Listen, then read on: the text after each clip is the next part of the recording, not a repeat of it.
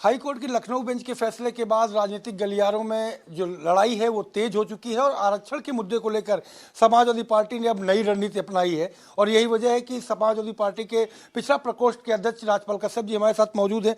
Sir, अब आरक्षण की नीति को देखते हुए अब क्या रणनीति बनाई गई है, किस तरीके से आगे बढ़ने वाले हैं आप लोग? देखिए, समाजवादी पार्टी तो लगातार उठाती रही है कि नौकरियों में आरक्षण खत्म कर रहे हैं। माननीय अखिलेश यादव जी ने लगातार बात कही, चाहे सदन में हो, चाहे संसद में हो, चाहे विधानसभा में हो, लगातार कही और लगातार कह भी रहे हैं कि पिछड़ों के साथ में अन्याय हो रहा है, इसलिए इनकी जाति जनगणना करा दी जाए, आबादी के हिसाब से इनको हक अधिकार दे दिया जाए, इनको आपस में लड़ाने का काम न किया जाए। लेकिन बीजेपी आपस में भी लड़ा रही है और आपस में लड़ाकर साजिशन के तहत बंटवारा लोगों को आपस में बांट के और इस आरक्षण को खत्म करना चाहती थी। ये जग जाहिर था और अब तो ये प्रमाणित हो गया है कि बीजेपी आरक्षण खत्म करना चाहती थी और वही उसने किया है। आज न्यायपालिका को आदेश देना पड़ा कि आरक्षण और न्यायपालिका ने तो ये भी कहा कि बीजेपी ने आरक्षण के नियमों का ठीक से पालन नहीं किया।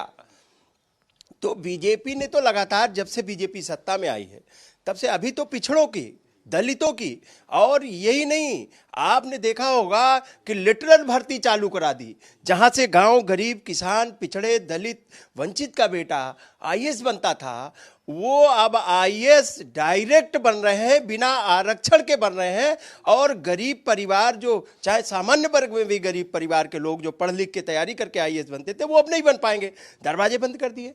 ये चंद उद्योगपतियों के सहारे आरक्षण भी खत्म करना चाहते हैं, बाबा साहब के बनाए हुए संविधान को खत्म करना चाहते हैं और दलित पिछड़ों को अपना गुलाम बनाना चाहते हैं, जो पूर्व में हुआ करता था।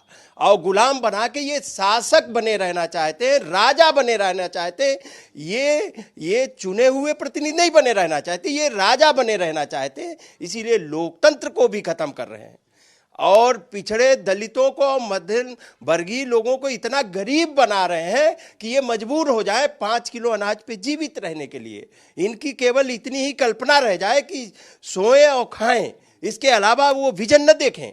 बैकवर्ड दलित के लोग विजन न देखें, जो बाबा साहब अम्बेडकर जी ने और डॉक्टर राम मनोहर लोहिया जी ने, नेताजी ने जो रास्ता दिखाया, उस रास्ते पे न चल के ये केवल उलझ जाए।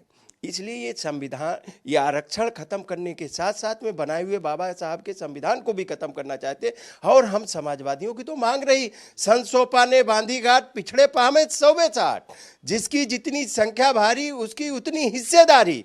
तो अभी तो संख्या की बात छोड़ दीजिए, जो मंडल कमीशन की सिफारिशें लागू हुई थी और पंचायतों, नगर निगमों में भी आरक्षण अगर किसी ने लागू किया था, वो माननीय मुलायम सिंह यादव जी ने लागू किया था। ये बीजेपी की कोई भीख नहीं मांग रहे हैं, ये आरक्षण हमारा अधिकार है, ये भीख नहीं मांग रहे हैं।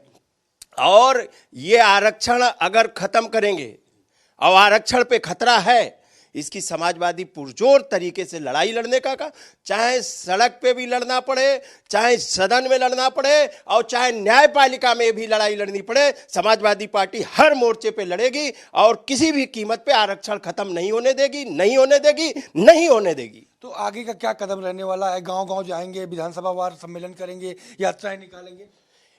अभी माननीय राष्ट्रीय अध्यक्ष जी ने बोली दिया है और आरक्षण बचाने के लिए कुछ भी करना पड़ेगा।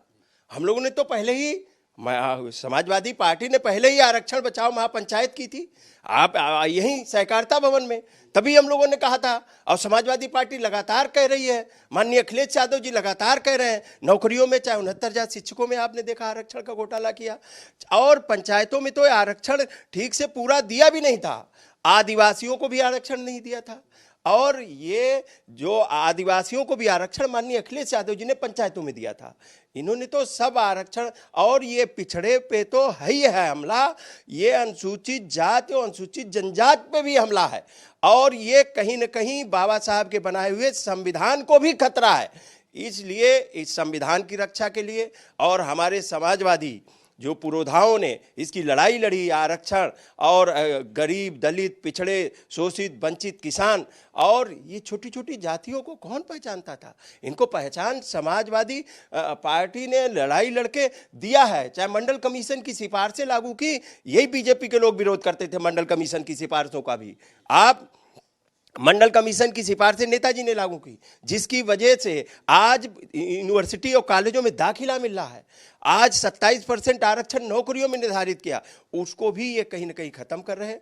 और ये प्राइवेट जितने सरकारी संस्थान हैं बेच के प्राइवेट सेक्टर में दे रहे हैं। और प्राइवेट सेक्टर में भी आप देखेंगे कि प्राइवेट सेक्टर में आरक्षण नहीं लागू है, निजी क्षेत्रों में सरकारी विभागों को आउटसोर्सिंग से भर्ती कर रहे हैं, उसमें भी आरक्षण नहीं। ये कहीं न कहीं जिस तरीके से बहुसंख्यक के साथ में धोखा किया जा रहा है और चंद लोगों को, चंद लोगों के इशारे पे और चंद लोगों के लिए ये सरकार लगातार बहुसंख्यक का अपमान कर रही है। इस अपमान की लड़ाई लड़ने के लिए और समाजवादी पार्टी और माननीय अखिलेश यादव जी के नेतृत्व में चट्टान की तरह लड़ेगी और आरक्षण किसी कीमत पे खत्म नहीं होने देगी। शुक्रिया हमसे बात करने के लिए। आपने देखा कि राज्यपाल कश्यप जी जिनका साफ तौर पे कह रहे हैं कि आरक्षण के मुद्दे को लेकर के समाजवादी पार्टी एकदम मुखर है और चट्टान की तरीके सदन से लेकर सड़क तक और जरूरत पड़ी तो कोर्ट तक भी लड़ाई होगी। कैमरा पर्सन रजनीश तिवारी के साथ संजय सिंह चौहान, भारत समाचार, लखनऊ।